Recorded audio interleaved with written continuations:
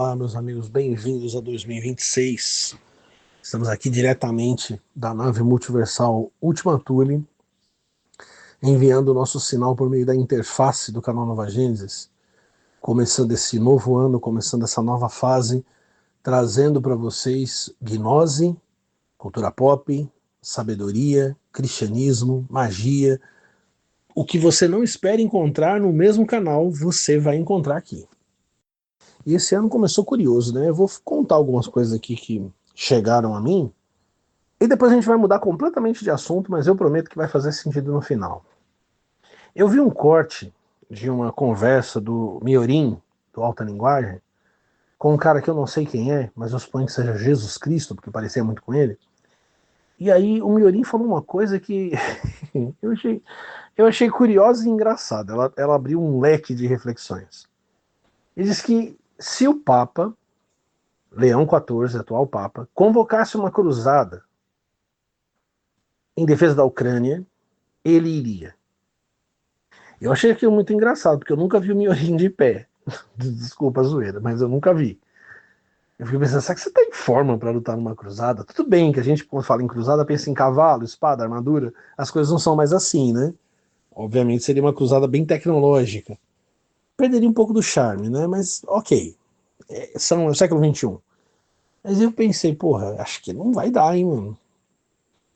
Lembrei daquele exército do Maduro, aqueles pobres coitados treinando com aqueles varapau na mão, preparando para enfrentar o exército dos Estados Unidos. Vocês viram isso?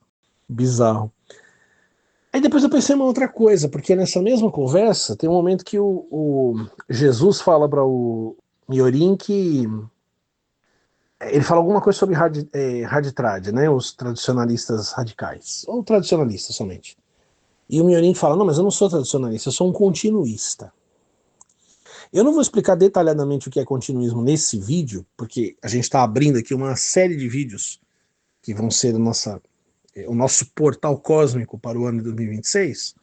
Eu não sei exatamente quantos vídeos serão ainda.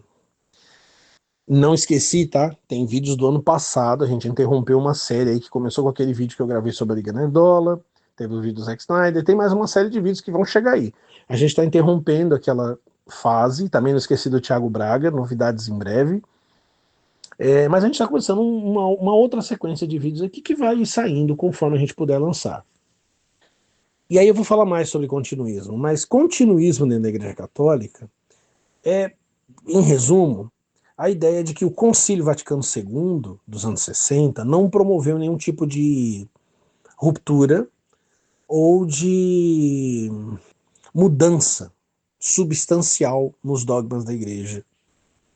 A ideia, e essa é uma ideia desenvolvida pelo magnífico Bento XVI, é de que esses desdobramentos dogmáticos, que parecem mudanças, eles meio que estavam contidos dentro do dogma desde sempre. E cabe ao magistério desenrolar o negócio. E ele até usa, não o Miorim, Bento XVI usa a analogia da semente, né? Que assim como uma árvore está contida na semente, com todos os seus galhos e frutos, é também a doutrina da igreja, né? A igreja enquanto um organismo e as suas doutrinas da mesma forma. Semanticamente muito bonito, arranjo muito inteligente, mas na prática é complicado. Por exemplo, a postura da igreja, até o Vaticano II, sempre foi a de anatematizar os seus oponentes ou as ideias que eles consideravam errôneas. Após o Vaticano II, a postura passou a ser a do diálogo. Do anátema para o diálogo, você tem uma mudança. Para você não enxergar uma mudança aqui, você não precisa só do jogo semântico do Bento XVI. Você precisa de fé. Porque uma coisa é totalmente diferente da outra. Assim como a missa tridentina é completamente diferente da missa nova. Não no missal em si mesmo. No missal, a missa nova ela é muito mais conservadora do que você vai encontrar em qualquer paróquia ou diocese. Acontece que as liberdades, lembrando que a missa não é feita pelo Vaticano II, né? Mas ela implanta as ideias do Vaticano II. É o princípio do lex orandi e lex credendi, né? A lei da oração é a lei da crença. quando o povo orava na missa tridentina, eles criam em algo. Agora que eles oram a missa nova, eles creem em outras coisas. E ela tem certas liberdades que acabam fazendo essa missa relaxada que você vê na maioria das igrejas que você entrar. Então, assim, eu acho o continuismo uma posição de fé, assim, muito mais de fé, bem elaborada para parecer que é uma coisa muito inteligente, muito bem organizada, que faz muito sentido, né? Tem toda uma estrutura racional, mas é uma questão de fé, e apenas fé. Mas aí eu percebi, né, que esses novos católicos aí, tipo Mateus Tibúrcio, o falecido Olavo de Carvalho, eles são pessoas que passam o tempo todo na internet falando de política, de economia, até com algumas posturas políticas que a igreja condenaria no passado, certamente, mas eles são pessoas quase como todo mundo. Ou seja, eles têm uma cabeça moderna. Mas a estrutura da igreja, hierárquica, continua medieval. Então um cara como Miorim, que não fala de Deus no canal dele, que não fala de teologia no canal dele, que não fala de doutrina da igreja no canal dele, muito raramente, está disposto a ir para uma cruzada. Né? A eclesiologia dele é medieval, mas a abordagem dos dogmas e da oração, da missa, é moderna. E eu achei essa coisa muito, muito interessante. Deixa eu sair do Miorim um pouquinho. E o Beta da Montanha? Vocês viram o Beta da Montanha? O cara que foi fazer trilha com a menina e não aguentou a trilha e achando que ia se dar bem com a menina. E a menina, foda-se, essa é a minha lei, fica aí, me dá o celular e tchau. Vocês viram isso, né? O cara tá vivo. O cara tem treinamento socorrista, né? Provavelmente foi o que o ajudou a sobreviver. Mas essa menina deu uma entrevista e ela falando, eu acho que vou encontrar ele debilitado, mas acho que ele vai estar vivo e tal. Aí o repórter perguntou, mas e se ele foi encontrado de outro modo? O cara queria falar, mas se foi encontrado morto? E ela com aquele jeitão assim de foda-se. Aí ela disse, é a vontade de Deus, aí vai ter sido Deus que quis assim. É Deus que quis assim. Interessante, né? Interessante. O que tem a ver? Miorim, o Beta da Montanha, a Cruzada, e Deus quis assim. Deus Vult, né? O chamado lendário para as cruzadas. O que tem a ver? Antes de dizer o que tem a ver, vamos conversar um pouco sobre ciclones e redemoinhos. Eu não sei se vocês já leram sobre isso, mas um troço que eu acho extraordinário é a física por trás de um ciclone, por trás de um furacão. É difícil pra caramba pra explicar, eu sou leigo, então eu vou falar só o basicão, do que importa pra nossa conversa. Você sabe o que é o olho do furacão? O olho do ciclone, você sabe como que ele se forma? Porque o que acontece, né? Um sistema atmosférico de baixa pressão, ou seja, uma estrutura de ventos, né, girando muito rápido na atmosfera, vão se estabelecendo num centro comum, como se fosse um aspirador de pó, sugando da atmosfera, né, puxando o ar pelas bordas para o meio, vai puxando pelas bordas e pelo meio. A natureza tende ao equilíbrio, né? Então, quando esse processo acontece, aquela força está puxando o ar, e essa força, quando ela se encontra com a força reversa, que é o movimento da natureza tentando alcançar o equilíbrio, eles se cancelam. E nesse processo estabelece o olho. Se você estivesse dentro, por exemplo, de um olho, de um ciclone, dizem que o olho de um ciclone pode chegar até 200 quilômetros. Pensa, imagina um negócio desse. É raro, né? É claro, mas pode chegar. Então, se você estivesse ali, muito provavelmente, tirando outras consequências de você estar ali no meio, você estaria sentindo ventos muito fraquinhos e vendo aquelas paredes brancas ao teu redor.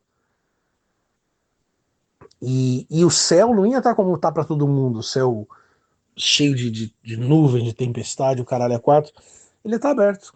Talvez se estivesse vendo até o sol, se fosse noite, você estaria vendo as estrelas. Então, quer dizer que um ciclone, um furacão, mesmo um tornado, que é o primo menor do ciclone, é um fenômeno de forças opostas dentro da natureza, procurando entrar em equilíbrio. E é interessante, né? Porque no livro de Jó, os capítulos 38 a 40, na Bíblia, depois que Jó falou um monte de coisas, discutiu com os amigos com Jó, Deus aparece. Finalmente aparece para Jó. Se você pegar a sua Bíblia, você vai ver que, ou a maioria das Bíblias, você vai ver dizendo que Deus, a voz de Deus, veio para Jó num redemoinho. E é interessante que eu acabei de dizer que o redemoinho é menor, né? Menor e mais rápido. A palavra hebraica é muito mais forte e ela tem muito mais implicações. Seahá. Seahá é um turbilhão, é uma tempestade. A própria palavra, Saara é vento, né? Saara é uma ventania. Mas Seahá, ela não é só uma ventania, ela não implica apenas o que está acontecendo na natureza. Implica o que acontece com você, é uma coisa que te apavora, que te arrepia, que te deixa em pânico. Ou seja, é uma visão terrível. É aquele céu furioso com toneladas de água e eletricidade. E o texto diz que a voz de Deus veio do Seahá. Esse Seahá quer dizer que a voz estava vindo de todo lugar, como se toda aquela ventania e toda aquela loucura e todo aquele terror que já estava sentindo, a voz vinha dali. Mas curiosamente, desde a tradução grega da Septuaginta e outras traduções em língua inglesa e em português, foi se trabalhando um conceito diferente. E nesse sentido, eu acho que a tradução se transforma num comentário da Bíblia. Porque os tradutores começaram a usar ciclone, redemoinho, furacão, geralmente redemoinho, justamente a partir de um conceito que os antigos não tinham, que não é o que o autor do livro de Jó quis transmitir, que transmitiu o horror, a natureza em choque, Jó em choque, mas começaram a desenvolver a ideia de uma voz que vem de um centro. Então é como se a voz de Deus estivesse no centro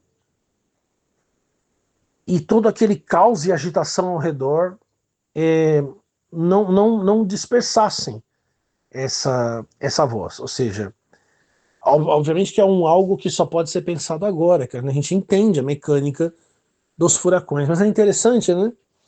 É interessante a escolha por essa tradução, porque ela coloca Jó falando realmente como um objeto, né? Tá vindo aquele ciclone, tá vindo o redemoinho, e a voz de Deus está vindo do redemoinho, você supõe que está vindo do centro, do olho, do centro calmo, aonde não tem um vento terrível. As paredes, o mais próximo das paredes é onde o vento é mais rápido, mais feroz, mais devastador. Mas aquele vento, por conta do cancelamento das duas forças, ele quase não te atinge ali no meio. Então é interessante que daquele centro de calmaria, as pessoas, ao saberem disso, passaram a intuir que a voz de Deus vinha de lá. Porque é uma voz calma que fala com Elias, por exemplo. O profeta Elias, né? Houve um terremoto e Deus não estava, ou veio fogo e Deus não estava, veio um furacão e Deus não estava, e por fim a voz de Deus vem numa brisa suave. Então, aquela manifestação aterradora, assustadora, violenta, brutal, e uma voz suave. Deixa eu ler alguns outros trechos da Bíblia que Seahá aparece. Segundo Reis 2:11, Elias é levado para o céu, a carruagem de fogo carrega Elias num vento, um redemoinho, não Seahá, uma coisa aterradora, uma coisa assombrosa. O Salmo 107, versículo 25, pois ele deu ordem e levantou um Ruach Seahá, que as Bíblias vão trazer como vento tempestuoso, que elevou as ondas do mar.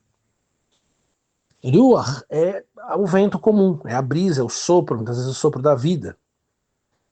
Mas é um Ruach Seaha, ou seja, é um vento, mas um vento que produz e que acompanha uma gigantesca tempestade. E no capítulo 1, verso 4 do livro de Ezequiel, a famosa visão das carruagens e da glória de Deus, né, ele diz: Olhei e eis que um Ruach Seaha vinha do norte e uma grande nuvem. A carruagem vem no meio disso, ou seja, o veículo da manifestação de Deus é essa turbulência, é essa agitação aterrorizante. Mas, como eu disse, vai se desenvolvendo uma ideia, vai se construindo uma interpretação, um comentário teológico de que a voz de Deus, na verdade, vem daquele centro calmo. Note que, então, os próprios tradutores, mesmo sem perceber, eles estão associando Deus a uma antinomia. Tempestade, horror, medo, furacão, árvores se despedaçando, animais sendo arrastados, céu enegrecido, raios, muita chuva, algo aterrorizante. Quem já lidou com isso sabe o que eu estou falando. Às vezes na cidade a gente perde um pouco de noção. Mas quem já lidou com esse tipo de tempestade. E um centro calmo. E um centro onde o céu está aberto. Um centro onde a brisa é suave e a voz de Deus vem de lá. E os homens começam a fazer essa associação. E aí você pode pensar, pô, mas redemoinho é um negócio nada a ver, né? Mas a escolha de redemoinho para as traduções é por conta da forma geométrica, porque a raiz de Seahá, ela também tem uma ideia de algo que está enrolado. Então você pode até imaginar toda essa Seahá, essa tempestade gigante, você pode até imaginar vários redemoinhos se formando. Mas aos poucos a imaginação teológica vai pensando nesse centro calmo, vai entendendo mais da natureza, vai pensando nesse centro calmo e vai associando a voz de Deus a esse centro calmo. E aí você tá pensando, porra, mano, mas do que é que você tá falando? O que tem a ver com o Beta da Montanha? O que tem a ver com o Miorim? Deixa que eu vou piorar. Vamos falar do negócio que o pessoal adora. Vamos falar do Superman do Zack Snyder? A cena da morte do Jonathan é com certeza a cena mais criticada do filme. E aqui talvez houvesse algum juízo acertado se as pessoas dissessem, bom, ele morreu e não morreu como tradicionalmente ele morre, de uma doença cardíaca, foi assim no filme de 78, foi assim em Smallville. É, mas não, as pessoas xingam a cena e dizem que ele poderia ter com super, Clark, né, com super velocidade salvado o pai e tal, elas não estão entendendo o que está acontecendo. Vamos dar uma olhada no que está acontecendo. Clark está no carro com o pai, está se rebelando contra ele, está querendo fazer coisas que o pai, com o seu instinto protetor, não quer que ele faça. E aí, num dado momento, o Clark solta a pérola, né? Você nem é meu pai. Você nem é meu pai. Em seguida a essa fala, que é o Clark está desafiando a autoridade do pai. Ele está dizendo, você não tem autoridade sobre mim porque você não é meu pai. A natureza, o destino, o roteiro, gera um furacão, um ciclone. O Jonathan corre para ajudar as pessoas. Ele voluntariamente vai na direção do caos. E de lá, a palavra final dele vai ser dada para o Clark. Do turbilhão, a palavra dele vai ser dada para o Clark. Observa, veja a cena de novo. Observa como ele não tem medo. Observa como ele está sereno. Observa como a força do vento está destruindo tudo ao redor. O vento é ensurdecedor, os carros estão sendo sacudidos. A calma dele é quase sobrenatural. E quando ele percebe que o Clark vai agir, ele estende a mão num gesto de comando. E esse gesto de comando é um gesto para o Clark. Eu falei agora há pouco sobre a palavra grega que foi usada para traduzir Seahá na Septuaginta, que é a tradução grega do Antigo Testamento. E a palavra é Lailaps, que é equivalente a furacão. Agora, interessante, essa palavra é a mesma que aparece em Marcos 4,37, que é a famosa história que Jesus está dormindo no barco, está acontecendo uma grande tempestade. Se você for pensar, né, se você for pegar o termo hebraico, grego, e atribuí-lo ao hebraico antigo, então você está ali com uma tormenta aterrorizante, os discípulos estão com medo. Jesus se levanta e repreende o mar, e o vento e a chuva param, e houve grande bonança, como isso diz, houve uma calmaria muito grande. É interessante, né, porque Jesus se levanta e fala, porque ele é o verbo de Deus, ele é a palavra, Deus fez as coisas com a palavra, então ele usa a palavra. Jonathan estende a mão, ou seja, Jonathan Kent é também uma imagem de Deus, uma das representações divinas, como Jorel, como Kalel, Jonathan também é.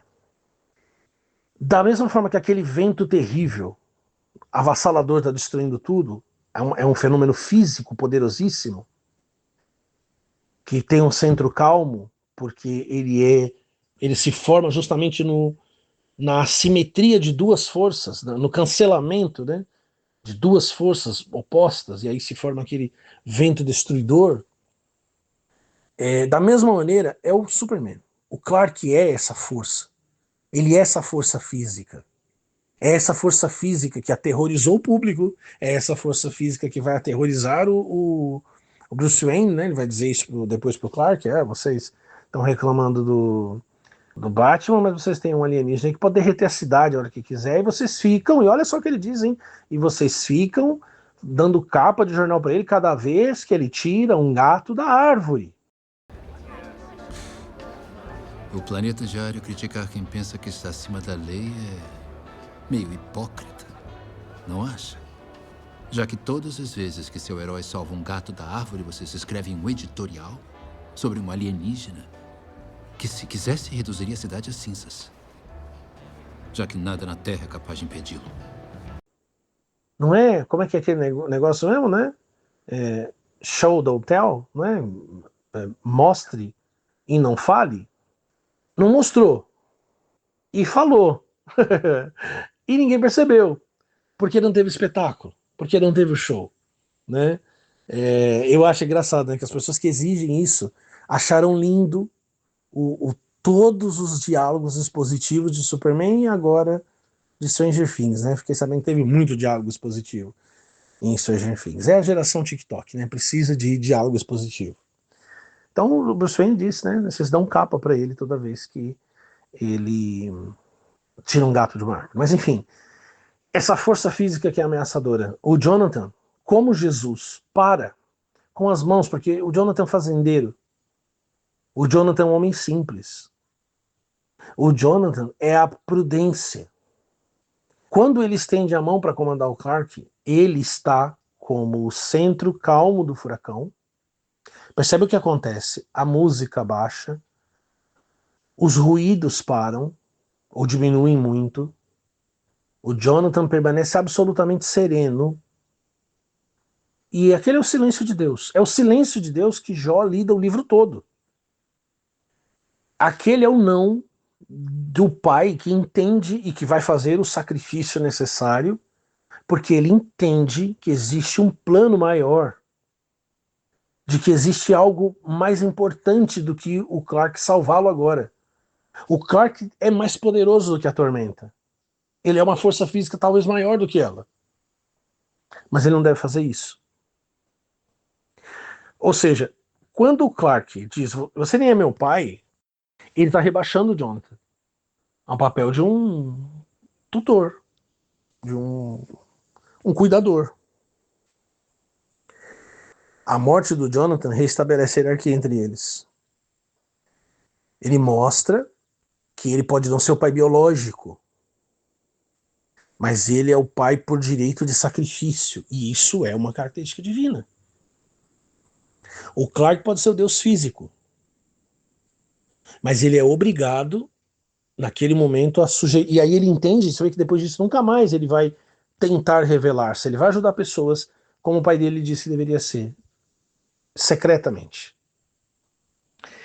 O Deus físico precisa render-se ao Deus moral. É muito interessante porque, ainda que o Jonathan seja uma figura de Deus ali, ele é um ser humano. E você tem meio que uma inversão do episódio de Jó. Deus vem do furacão para falar com Jó. E agora o homem do furacão fala com o divino. Aquela cena, ela é uma exibição do poder físico que o Superman tem, sendo neutralizado pelo poder moral, pela autoridade moral do Jonathan. De modo que o Clark entende tudo perfeitamente. E isso é muito incrível, porque Jó, quando vê todo o horror daquela tempestade assustadora, ele tapa a boca e se cala diante da voz de Deus, do poder da tempestade de Deus. Mas em The Man of Steel, o Superman, o Deus Superman, se cala diante da tempestade que leva o pai dele, porque ali ele entende que, apesar do poder dele, existem leis que são morais, existem questões éticas e que elas são maiores do que ele tem que se sujeitar a elas. Essa dinâmica é extraordinária. E ela vai servir para que eu volte para o começo e fale com vocês um pouco sobre teologia cômica e teologia trágica.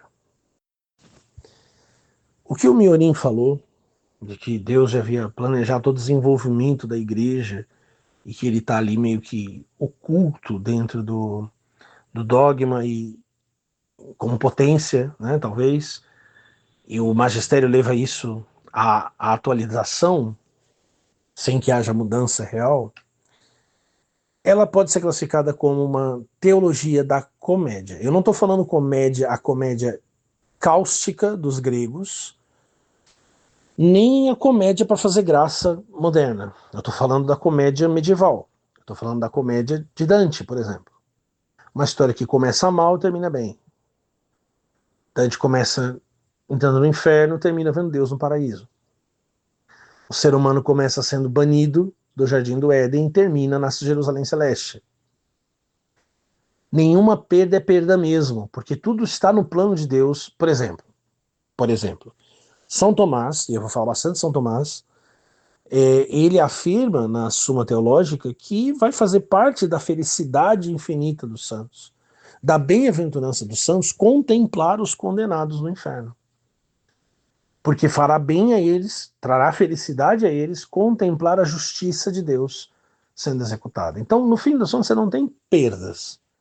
De fato, Deus pode enxugar todas as lágrimas dos olhos de todas as pessoas, porque tudo estava destinado. A Bíblia vai dizer que a besta se levanta por decreto de Deus, que ela recebe uma boca para falar que vem da parte de Deus. Então, todas essas coisas estão perfeitamente ordenadas. Então, essa fé que o Miorim e outros têm é uma fé de uma teologia da comédia. A menina, não sei se ela estava tentando se livrar, mas vamos supor que ela realmente acreditasse naquilo, não importa. Importa que as pessoas que ouviram, a maioria esmagadora delas acredita. Ah, vai ter sido Deus quem quis. Essa é a ideia, é a ideia da providência divina. Deus tem controle sobre todas as coisas. Deus é a causa de todas as causas. Existem causas secundárias, mas Deus é a causa primária de todas elas.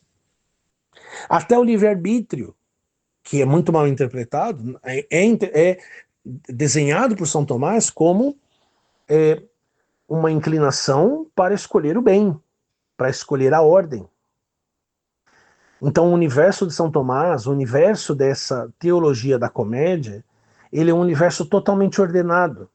Tão ordenado que não tem espaço para o mal substancial dentro dele. Só existe espaço para o mal como diminuição do bem. Isso dizia Santo Agostinho e dirá ainda de maneira mais clara São Tomás.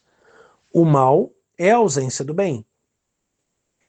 Ou seja, Você não tem o mal de verdade. O mal é como a ferrugem que se pega no metal. O mal é uma decadência de algo que um dia foi bom. É como uma janela, né? Os caras estão muito esse exemplo. Você não tem a janela. O que você tem é matéria que você tirou da parede para formar uma janela, igual um buraco. O buraco não existe. Buraco é você remover a matéria do buraco e aí não há mais terra, não há mais chão, então há buraco. Então o mal seria isso, o mal seria o buraco. Por isso o mal parasitaria o bem. Isso é a teologia de Tolkien total, né? O mal está sempre parasitando o bem. Deus é o ato puro, perfeição acabada. Não precisa da criação, cria tudo ex nihilo, a partir do nada. Cria e sustenta. Deus é o ser dos seres. Ato puro significa que Deus não tem nenhuma perfeição a adquirir ainda. Ele é a perfeição absoluta. E enquanto perfeição absoluta, ele sabe do fim já no começo. Enquanto perfeição absoluta, ele predestina seu filho para sacrificar-se pelos pecadores, para oferecer-se por eles. A própria cruz de Jesus Cristo faz parte desta comédia. Vou dar um exemplo, o filme do Mel Gibson. Jesus é trucidado lá, é arrebentado. É até difícil de assistir. Mas se você aguentar, no final, quando Jesus aparece ressuscitado, dentro da gruta, totalmente curado, sem nenhum ferimento, a não ser as marcas das mãos, você respira aliviado também. Claro que a dor não é assim, o sofrimento não é assim, mas a esperança daqueles que se agarram à teologia da comédia é que um dia as coisas serão assim. Que todas as coisas cooperam para o bem daqueles que amam a Deus. Que Deus sabe de tudo, que se Deus permite algo é porque a providência divina está preparando e tecendo uma grande tapeçaria com cores bonitas e cores feias, com momentos terríveis e momentos bonitos. Que do ponto de vista mais estreito, o mal é sempre o mal. Mas de um ponto de vista mais amplo, Deus faz com que o mal sirva ao bem. Por isso ele permite que o mal surja dentro do seu universo ordenado. Mas todas as coisas estão ordenadas para Deus, o livre-arbítrio está ordenado para Deus, de modo que quando o homem abre mão da sua liberdade e peca, é isso que ele faz, ele cede às suas paixões e não à sua razão, ele não comanda seu arbítrio com a sua razão, logo ele se torna um escravo ou perde muito da sua liberdade. Ele não está usando adequadamente o seu livre-arbítrio. Porque o livre-arbítrio está disposto para o bem, para a ordem, e todas as coisas estão também ordenadas para Deus. Tudo que foi feito se ordena em direção a Deus, numa estrutura de uma hierarquia gigantesca que passa pelos anjos, pelos querubins, serafins, pelos homens, pela igreja, pelos sacerdotes, como diria, por exemplo, o Dionísio Areopagita. Nessa teologia da comédia, tudo vai dar certo no final. Nenhuma perda é perda mesmo, porque a providência já determinou tudo. Porque mesmo aqueles que forem condenados, eles não serão chorados, mas serão motivos de alegria no final, porque a justiça infinita de Deus foi executada. Porque os santos vão receber o prêmio da bem-aventurança, eles verão Deus, como Dante vê no final. E essa visão vai extasiá-los por toda a eternidade. Então não interessa quão ruim as coisas fiquem, não interessa o que aconteça, você pode confiar que Deus controla tudo, que Deus sabe de tudo, que ele pode não controlar exaustivamente, como diriam os calvinistas, mas no final as coisas sempre vão na direção daquilo que ele quer. É como diz o Eru Ilúvatar. Ninguém pode cantar dentro da canção que eu preparei um arranjo ou uma nota que não coopere com ela. Então o Melkor pode causar dissonância, mas a dissonância foi planejada e torna então a obra mais bonita. Essa é a fé católica, num resumo bem breve. É a fé no ser. Deus é o ser supremo que concede ser aos seres e que os conserva no ser. Quer dizer, se Deus parasse de pensar nos seres, eles desapareceriam. Embora Deus não pense nos seres, Deus contempla infinitamente a sua própria essência, as próprias ideias eternas dentro dele. E que, porque ele contempla essas ideias eternas em si, ele também contempla o desdobramento dessas ideias. É uma forma, São Tomás está tentando, e fez, né, tentou não, ele fez, batizar a filosofia de Aristóteles. Para Aristóteles, o motor imóvel não interagia com o mundo. E São Tomás, de maneira absolutamente brilhante, redefine esse motor imóvel de um modo que ele permanece um motor imóvel, que ele permanece perfeição pura, e ao mesmo tempo ele se interessa pelos homens, e ao mesmo tempo ele interfere na vida deles, e ao mesmo tempo ele conduz a história para o fim que ele deseja. Essa é a teologia da comédia. Eu só quero fazer uma pergunta: será que ela ainda funciona? Para fora do cinismo, para fora da religião que virou um puxadinho das ideologias políticas, será que ela ainda funciona? Será que ela ainda é moral? Será que, diante de guerra do Vietnã, guerra do Golfo, duas guerras mundiais, guerra na Ucrânia, massacre na Palestina, será que eu consigo dizer isso mesmo?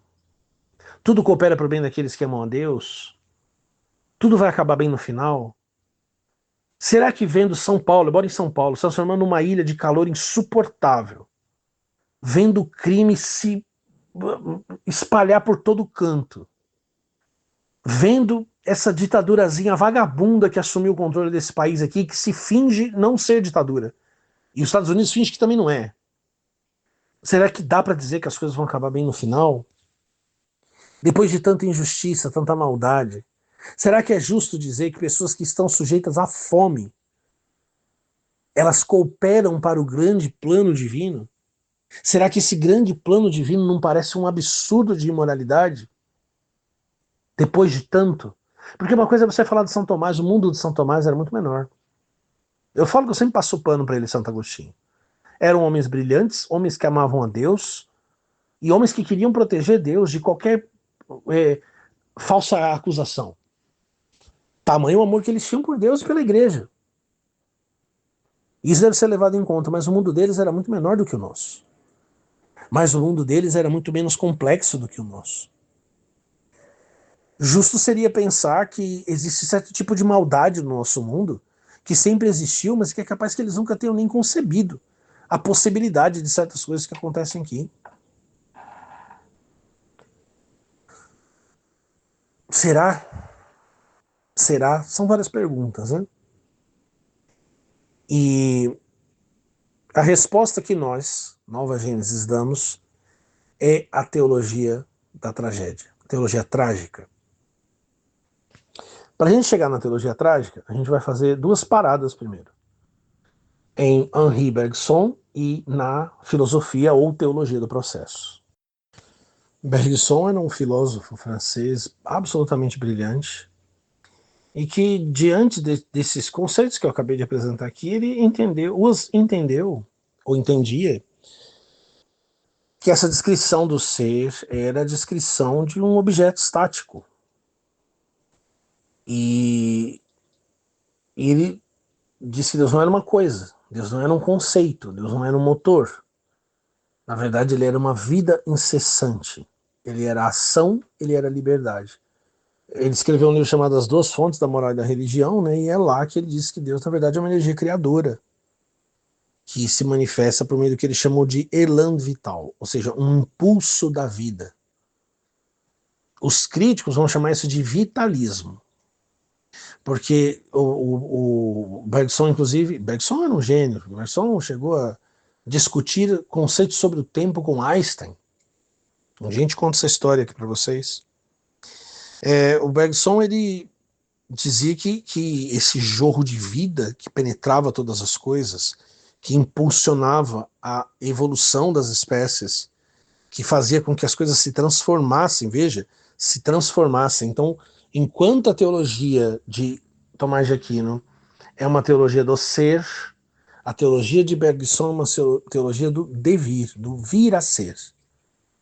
Porque as formas não seriam estáticas, elas não estariam sempre congeladas, elas não seriam sempre aquilo que elas são, mas elas poderiam ser diferentes, elas poderiam ser transformadas em outras coisas. A igreja adorou. Nossa, achou lindo a ideia do Bergson. Tanto é que em 1914, a igreja estava enfrentando a crise do modernismo, né? E diante dessa crise, a igreja adotou a filosofia de São Tomás, o tomismo, né, como o escudo. Né? Eles assumiram uma defesa absolutamente intransigente do tomismo, que inclusive o Vaticano II tenta reparar. Se você observar os cristãos, os católicos tradicionalistas, que rejeitam totalmente ou em parte o Vaticano II, você vai ver que eles também são tomistas ou neotomistas bastante radicais, né? E o Papa Leão XIII estabeleceu, né, nessa época aí, acho que foi um pouquinho antes, acho que foi em 1879, a filosofia de São Tomás como a filosofia da igreja. São Tomás passou a servir, não, já haviam muitos papas, já haviam falado dele, mas é aí que ele realmente se torna o doutor comum, né? A teologia de São Tomás é a doutrina da igreja. Então aí em 1914, o Santo Ofício, que hoje chama Congregação para a Doutrina da Fé, esse nome está queimado também, Santo Ofício, né? Porque está ligado à Inquisição, colocou as 3 obras do Bergson: o ensaio sobre os dados imediatos da consciência, Matéria e Memória e a Evolução Criadora. Colocou esses 3 livros no Index Librorum Prohibitorum, a lista dos livros proibidos. Não sei se vocês sabem, mas a Igreja Católica até pouco tempo tinha essa lista de livros proibidos. Eles diziam que... Veja que coisa, né? Isso é, em termos históricos, é muito recente. Eles diziam que essa ideia do Bergson, o vitalismo do Bergson, poderia dissolver os dogmas da igreja numa mudança constante, porque o elan vital era isso, né? E a própria verdade é isso, algo que vai evoluindo. A igreja, assegurada de seus dogmas, não podia aceitar isso. Que é justamente o que hoje os continuistas dizem que acontece, porque se Bergson era um inimigo, depois, mais tarde, diante de um mundo muito materialista, de um mundo muito fechado, de um mundo sem transcendência, ele começa a ser visto como um aliado. Teilhard de Chardin é uma figura bastante importante aqui no canal, embora a gente ainda não citou muito ele. Mas ele inspira muito o nosso pensamento. Mas eu citei ele bastante na página da Fierhofer.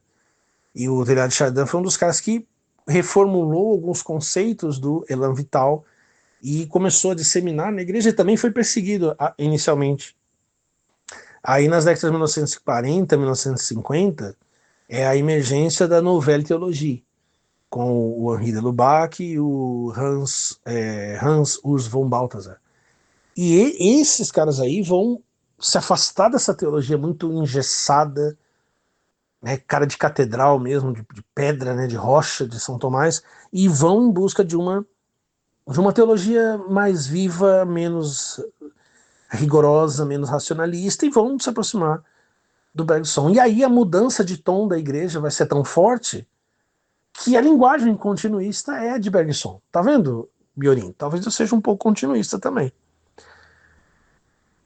Não tem como dizer que a igreja não mudou nesse ponto, não é possível.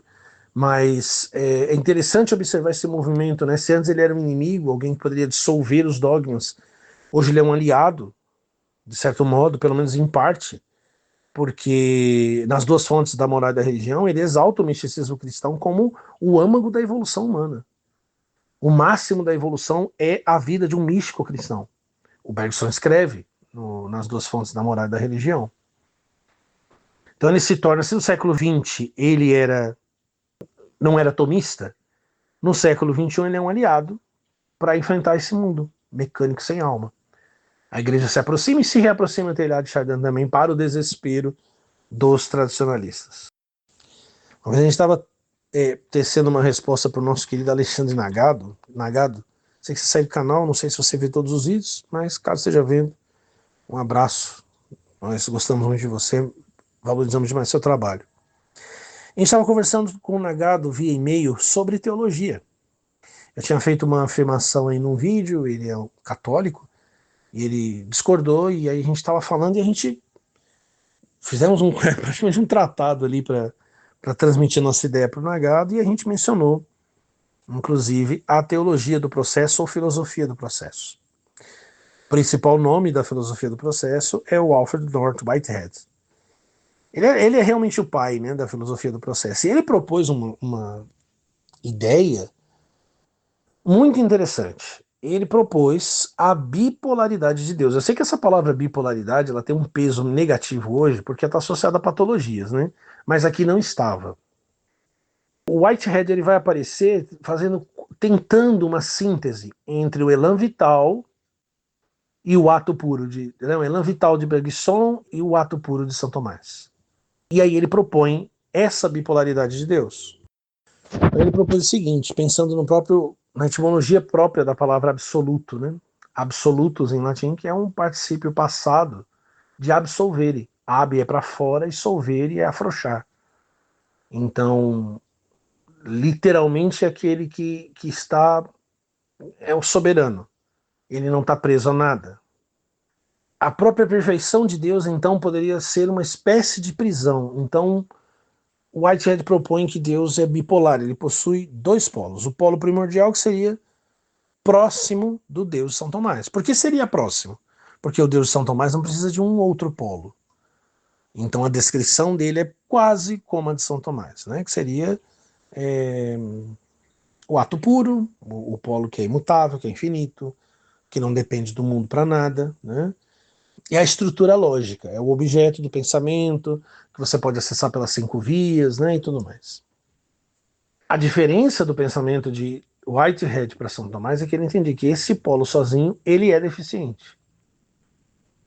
É como se ele fosse um arquiteto com um monte de plantas, mas que não construiu nenhuma casa, que já desenhou um monte de plantas, ou tem uma infinidade, ou tem realmente um infinito de plantas, sem nunca ter construído casa nenhuma. E o outro polo que ele chamava de polo consequente, que é o Deus que ele acontece no mundo, ele se faz com o universo.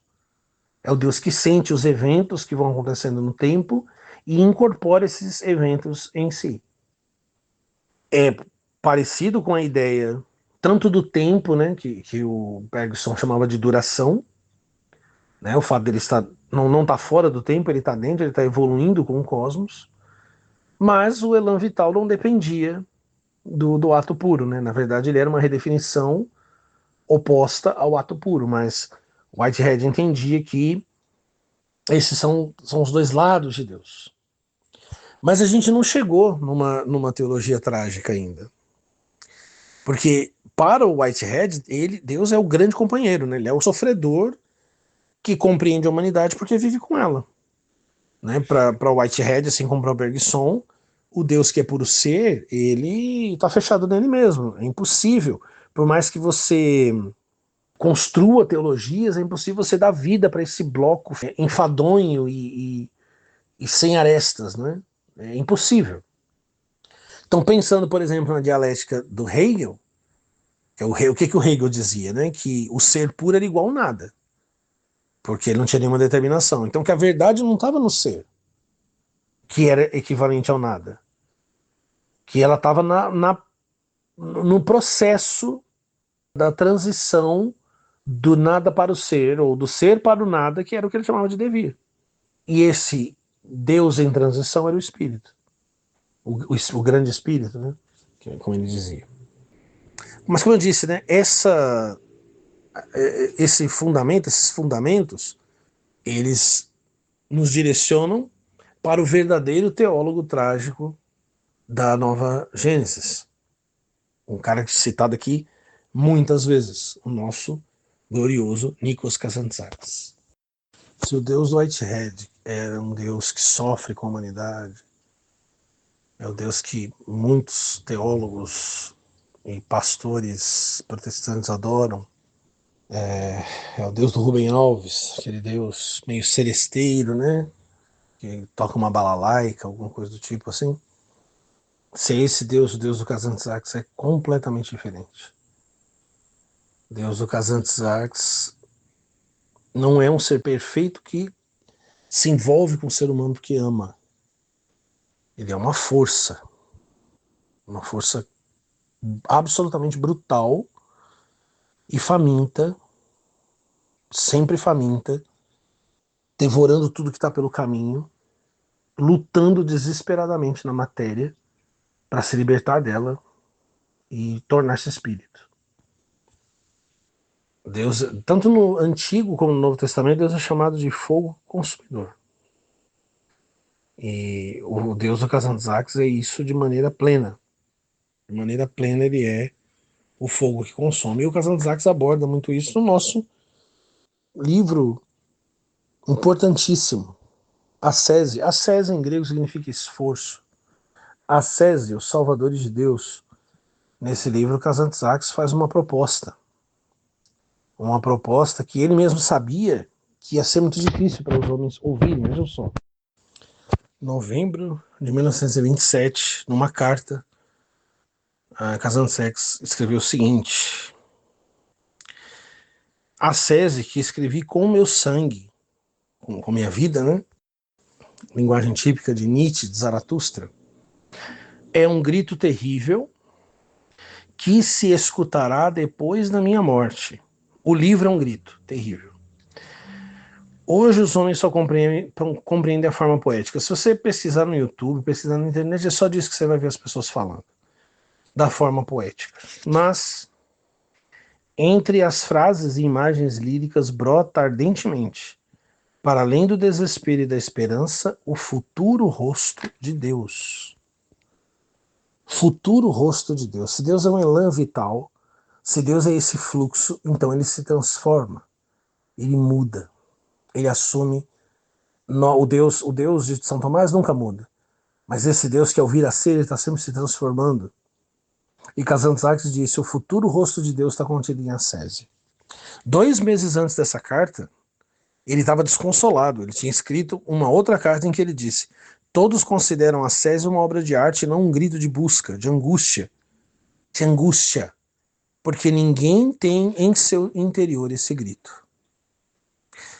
Parte do motivo da existência do Canon Nova Gênesis é para responder ao grito. Nós ouvimos o grito dentro do nosso coração.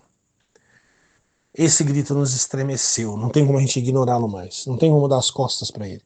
Não tem mais como viver a vida dos homens comuns, não tem mais como fazer o que todo mundo faz depois que você ouve o grito.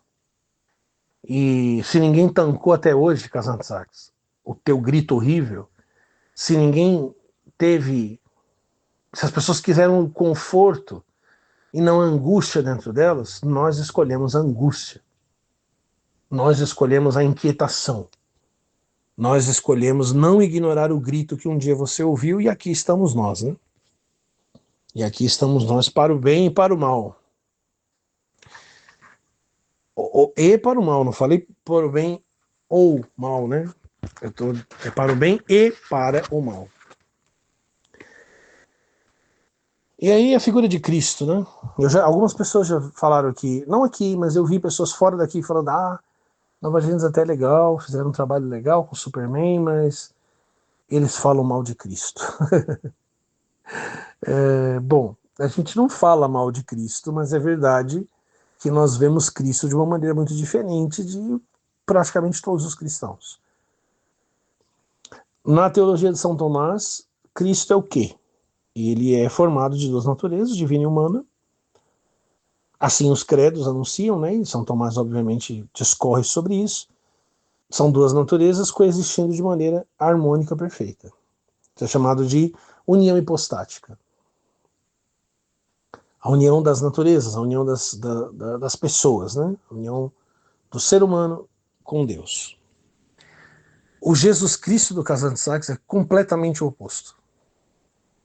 O Jesus Cristo do Kazantzakis, e nele, as 2 naturezas nele estão em guerra civil. A natureza humana está em conflito total, aberto, acontecendo em todos os campos contra a natureza divina.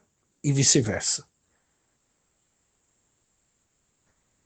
É como se o elan vital do Bergson, né, o espírito, a vitalidade, em Jesus fosse o ponto onde esse elan vital está em desespero para se libertar da matéria. Então, ao invés de Cristo ser o ponto onde as 2 naturezas se unem harmonicamente, ele é o ponto onde a tensão é maior. E se você parar para pensar dessa maneira, talvez você possa entender todos os atritos, todas as divisões, todos os equívocos da própria igreja cristã. Porque se em Cristo as naturezas digladiam, ao invés de se unirem harmonicamente, isso faz muito sentido com os vendavais que se abateram ao longo de 2000 anos de igreja. Dentro da igreja. Não estou falando fora, estou falando dentro.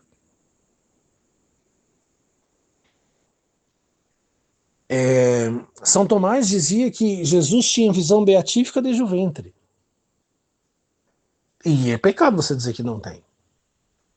Mas o Jesus da Nova Gênesis, o Jesus do Kazantzakis, ele não nasce sabendo que ele é Deus. Ele vai se tornando Deus através de um esforço de vontade gigantesco. Se vocês não leram o livro, vejam pelo menos o filme magnífico do Martin Scorsese.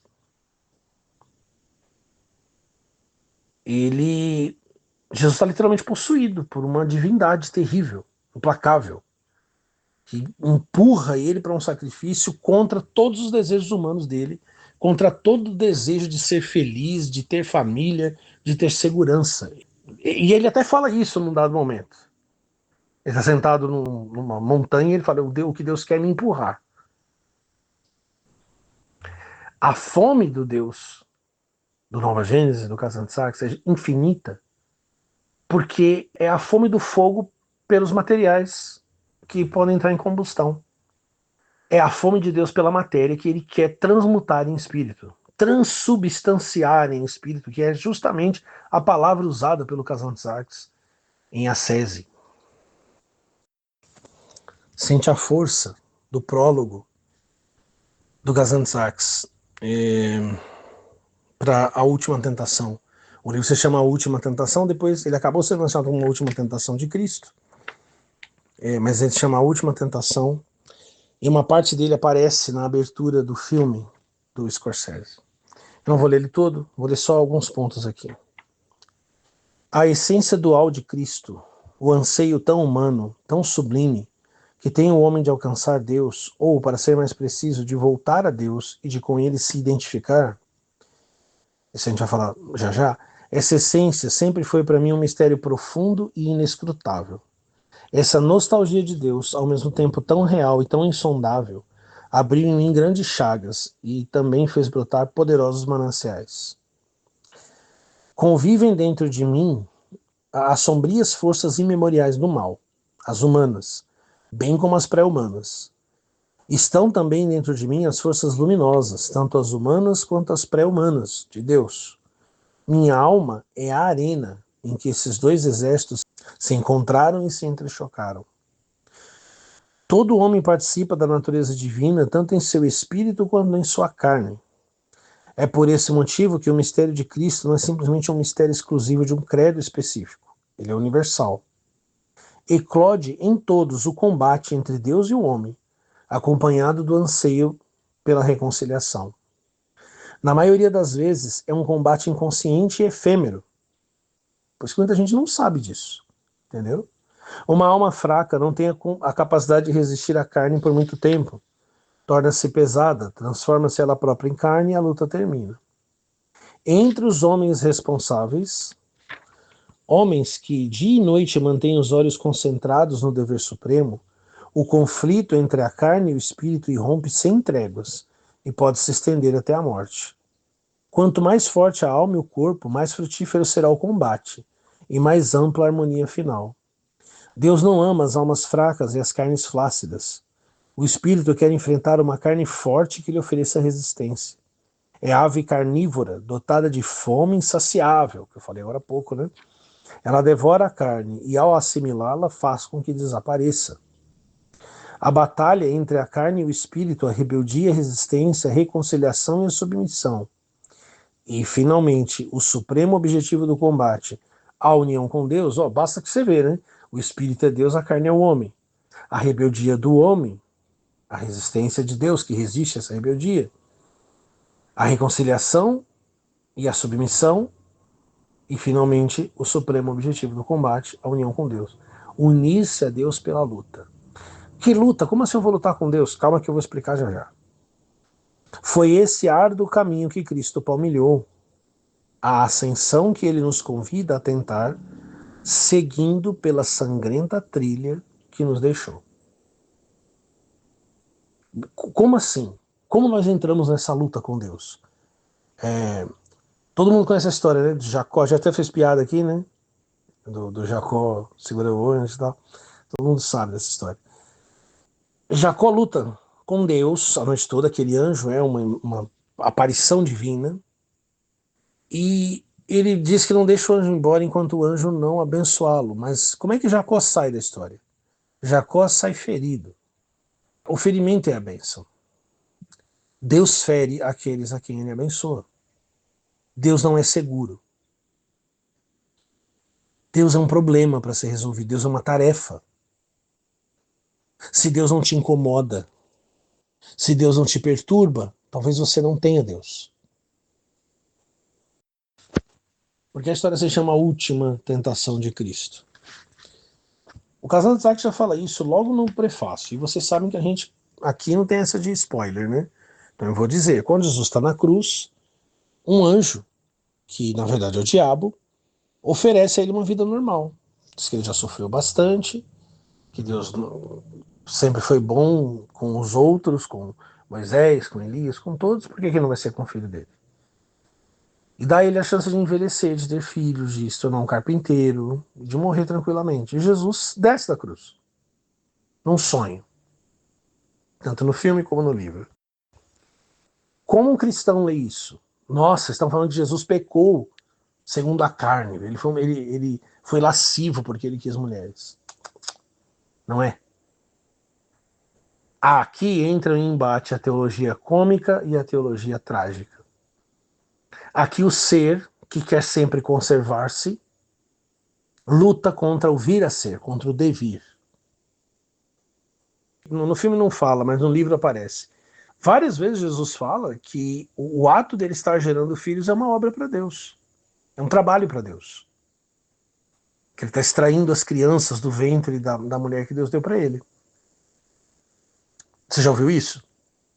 Que ser pai é o seu trabalho, que cuidar bem do seu filho é o seu trabalho. Isso é o que todo mundo diz. Isso é o que a igreja diz.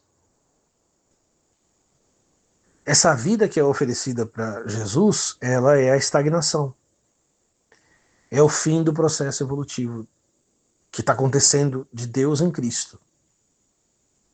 Se Deus escolhe a vida humana, o fogo divino apaga. Se o fogo divino apaga, o mundo é destruído, como aparece no final do filme do Martin Scorsese. Quando Jesus resiste à tentação, o que ele está dizendo é que ele aceitou ser o combustível para Deus dar o próximo passo. Por isso que a era cristã será a era em que Deus tem o rosto de Cristo.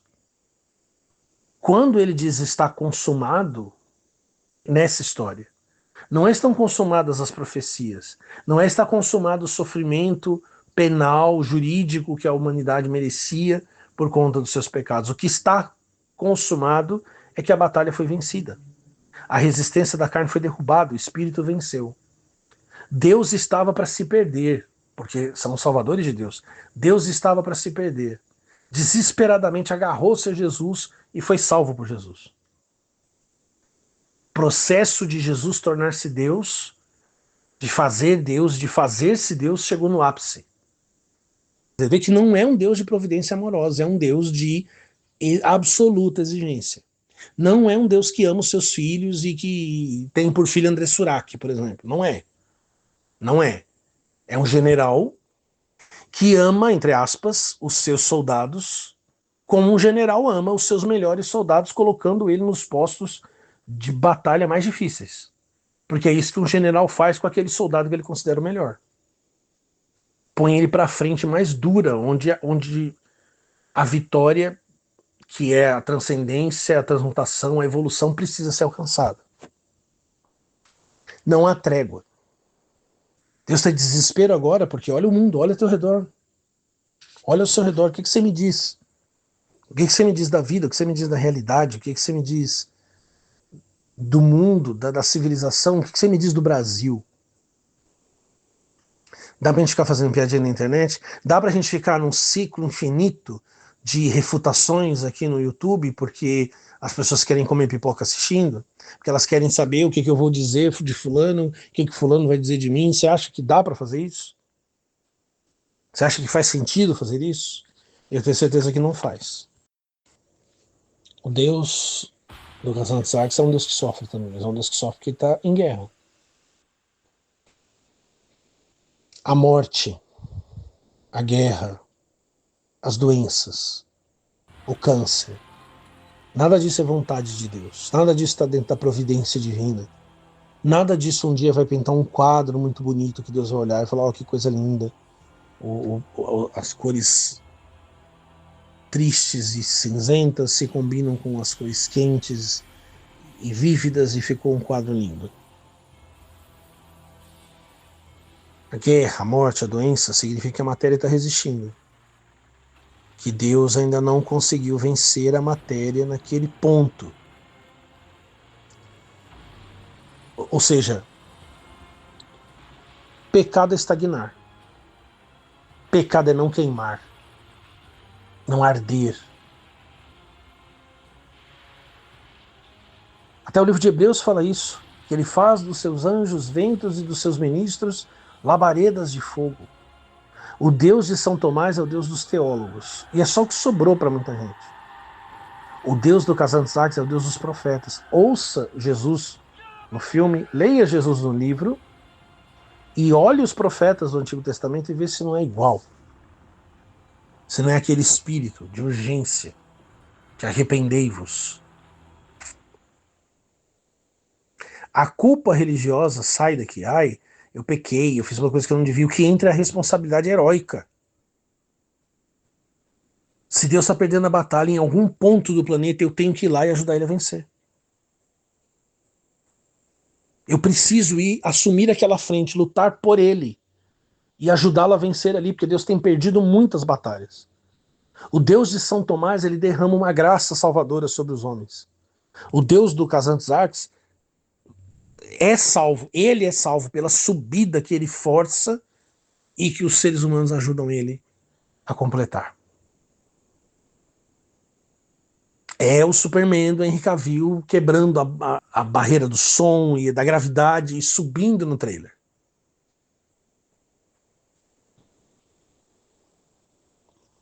Nós lutamos contra Deus quando a gente luta contra o ser, que quer que as coisas fiquem estáticas, que quer que elas fiquem paradas,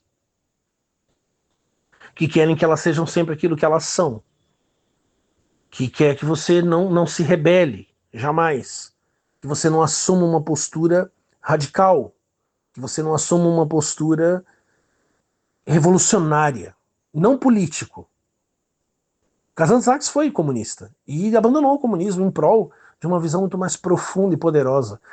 A meu ver, não existe nenhuma opção de verdadeira fé em Deus que não seja essa fé heróica, que não seja essa fé trágica. A gente não tem garantia, as coisas não estão predestinadas. Deus pode se perder e se ele se perder, a gente se perde com ele.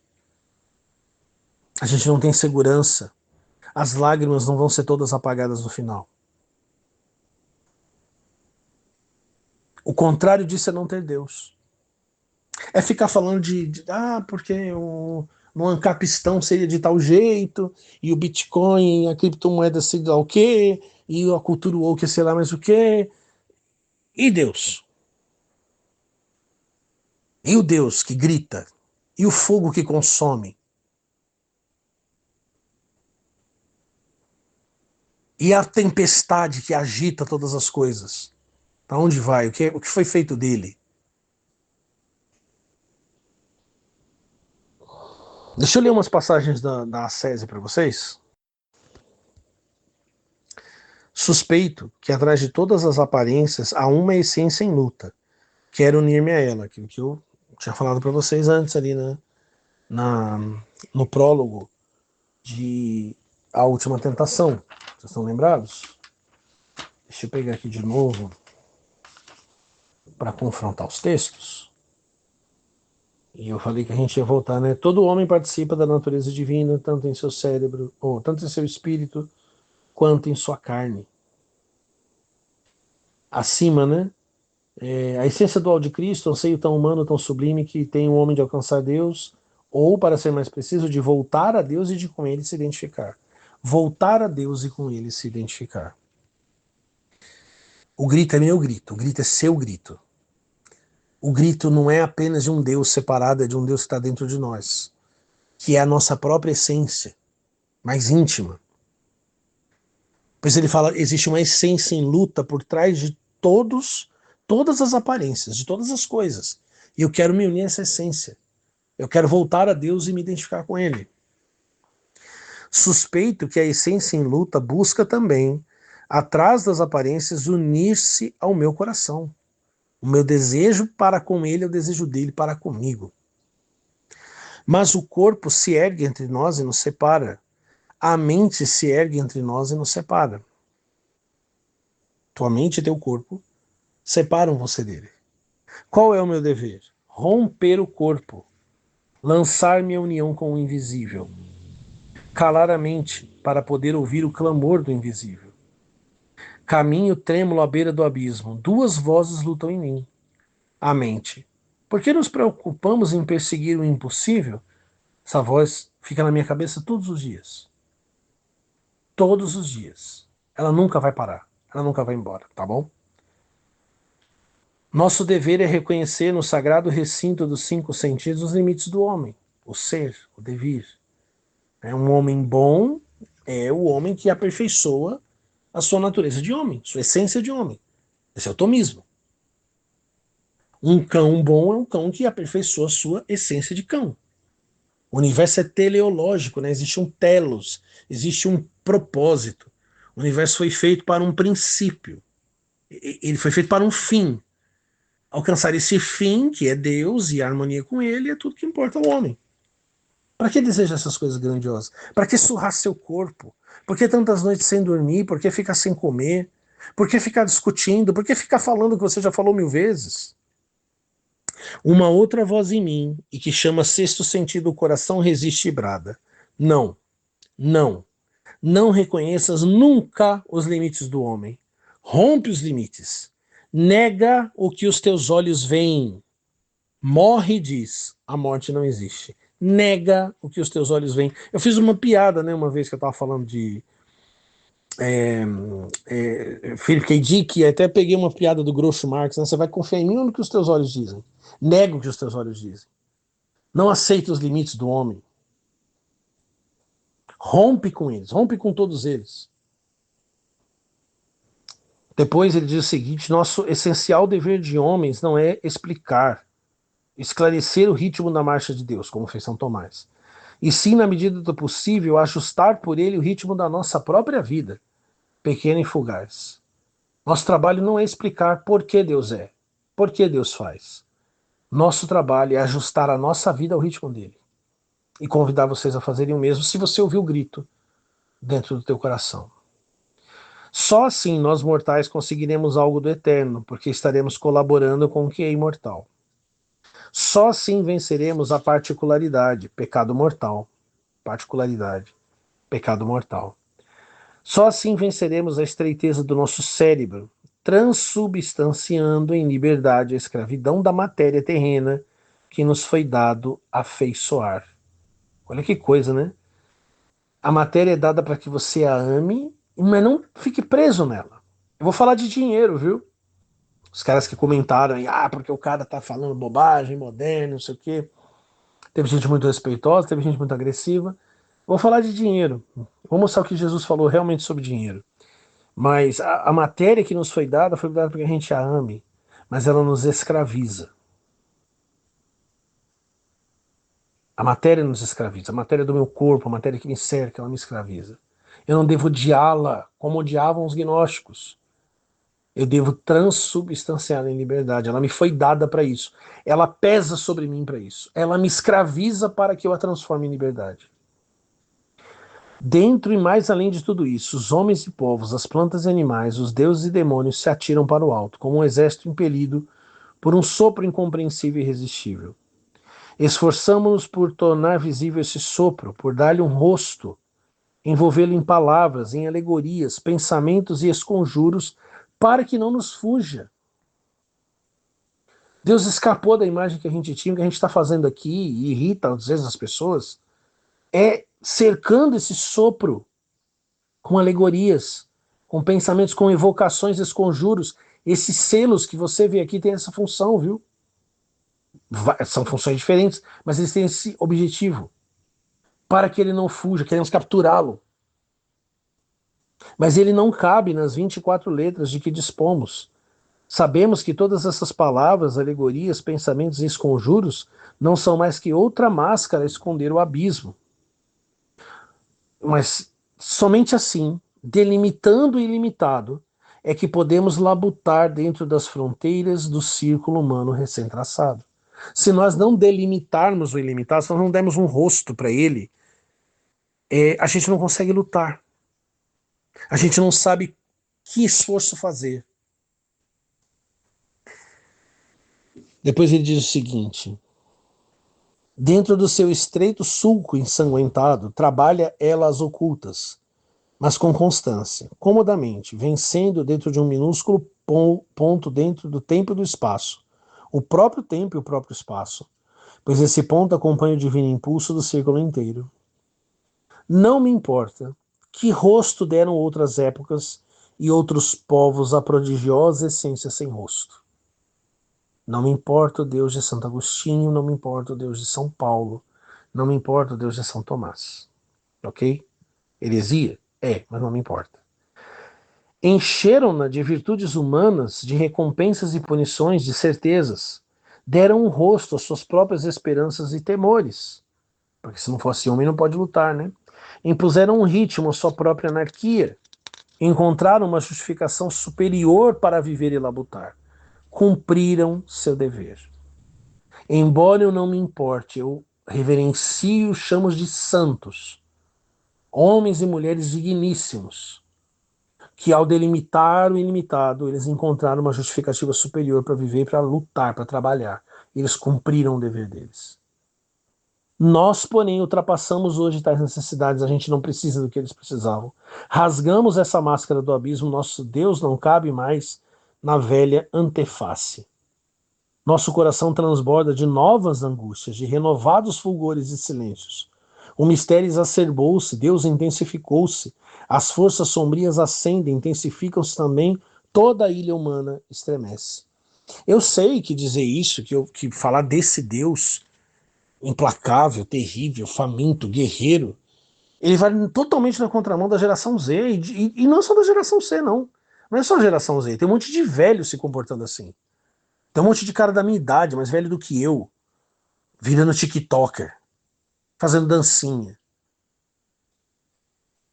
batendo palma pro Superman do James Gunn. Aí você vai pensar, porra, não tá na contramão do que as pessoas precisam? Exatamente.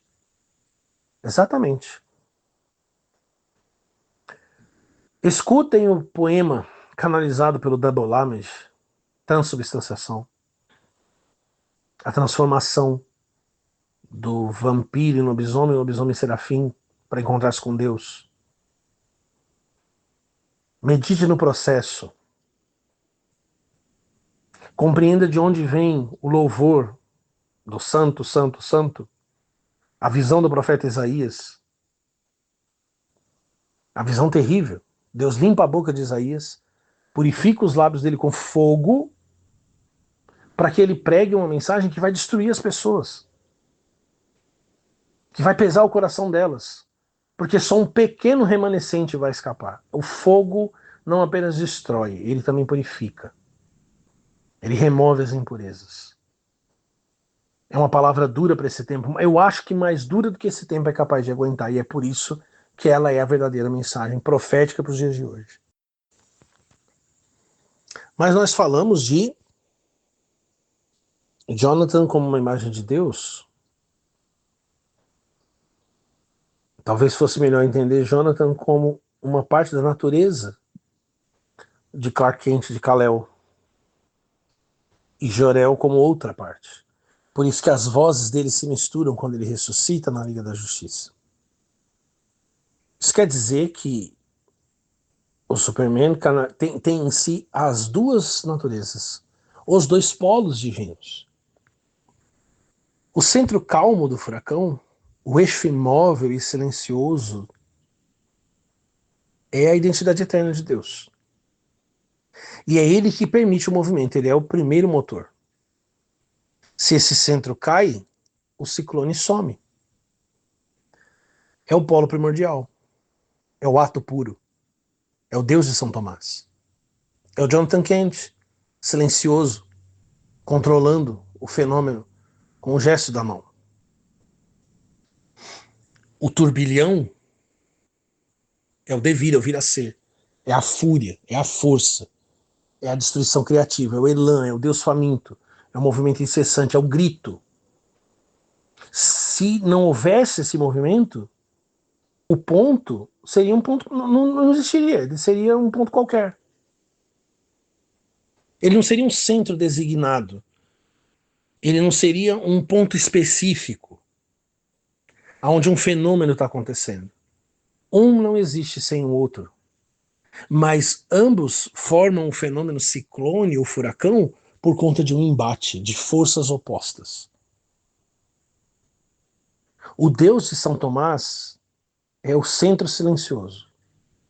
Se não houvesse esse centro silencioso, tudo se dissolveria no caos e na desordem. É o que os woke querem fazer. É o que os progressistas tentam fazer. Mas se só houver esse centro, tudo está sempre condenado à imobilidade, a ser apenas aquilo que se é, a nunca experimentar nenhuma transformação, senão o regimento incessante, infinito, implacável de uma providência divina. Não há palavras porque não precisa haver. Aí tem os ventos, a destruição, a fúria, o barulho, o que causa medo. O polo do ser, ele tenta fechar Deus nele mesmo, na perfeição dele, o autossuficiente. O polo do devir tenta lançar Deus para fora, porque é exatamente isso que acontece, né? Se forma aquele centro quando aquele vento que está sendo puxado começa a ser jogado para fora. Deus é lançado para fora nessa aventura de sofrimento, de perigo. E isso é o combate. E do combate surgem todas as coisas. Como dizia Heráclito, a guerra é a mãe de todas as coisas, e essa é a gnose do combate. A gnose é que nós recebemos e o combate que a gente escolheu lutar é o combate infinito. O Deus de São Tomás é ato puro, o Deus de Kazantzakis é potência pura. Por isso que a gente pode modelar seu rosto. Por isso que a gente pode torná-lo outra coisa. A matéria, as coisas que são sempre o que elas vêm do ser. E é isso que resiste ao poder do devir, que tenta empurrar as coisas e transformá-las em outras.